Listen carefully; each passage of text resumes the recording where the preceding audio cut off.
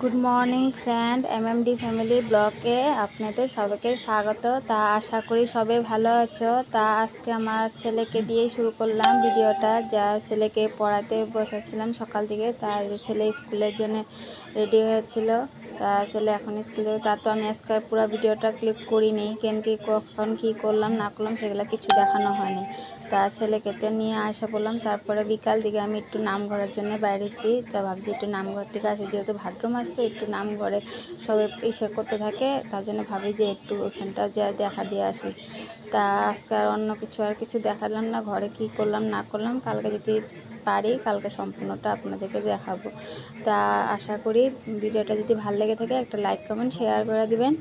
আর একটা কথা, এটা যদি এটা আমাদের এখানেরই কটন রোডের নামঘর 1 নম্বর ওয়ার্ডের। তারপরে দেখেন ছেলেকে নিয়ে, তারপরে এই যে সন্ধ্যার দিকে পড়াতে বসে কে কার ঘরে এরকম বাচ্চারা বই ছই নিয়ে পুরো একেবারে বিছনা সাজায় নেয়। আমার ছেলে তো পুরো বিছনা সাজায় নেয়।